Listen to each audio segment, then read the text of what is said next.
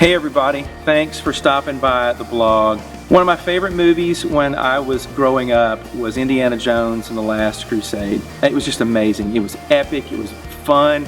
Every time he cracked that whip and every time, it was such a great vibe watching that movie. And Indiana Jones, who is the coolest history professor ever.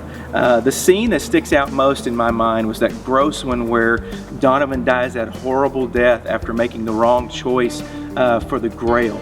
So when Indiana Jones finds the right cup, obviously, it was a great moment in the movie.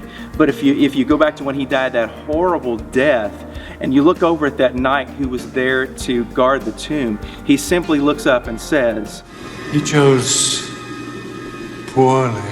I do not want to be that guy. I don't want to be the guy that leads my family to dysfunction and death and all those horrible things. I want to be the one who makes choices that lead my family to life and to the good things that God has for them.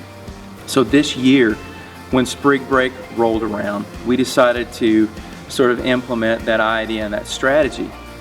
We have 8 children. We have 4 younger children ages 7 and below, and we have 4 children that are ages 12 and up. We decided to take these older children out to have a great night of fun because they rarely just get that time where they don't have to worry about who's going to unbuckle Bethany or who's going to get Gabby out of her seat.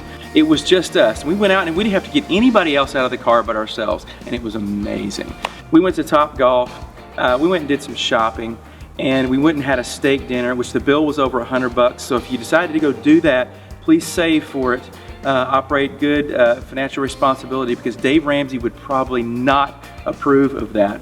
But it was a great investment in my family, and I'm so glad that I had that opportunity to spend that money on my family. It was amazing. The laughter, the fun, just the incredible inhale that it was for us as a family was so much worth that $100. It's so much worth the effort and the time.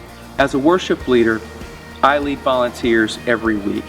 I'm charged with accomplishing multiple services every weekend using people that don't get paid but that are passionate about the ministry. They're passionate about their relationship with Christ, and they love helping this church accomplish leading our community.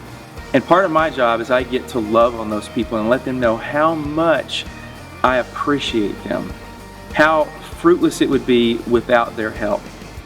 My challenge for you is this, folks. That spouse, those children, and your home are the foundation of everything that you do. How amazing would it be if we put as a part of our normal things that we do every week, making sure that they feel just as loved as those volunteers do? Because without them giving us to our calling and our calling doesn't mean anything. So I challenge you this week, find a way to give that most precious of commodities, which is time. Give it back to your kids, give it back to your wife, give it back to the ones who give you to what God has called you to do. Thanks for stopping by the blog. Have a great week.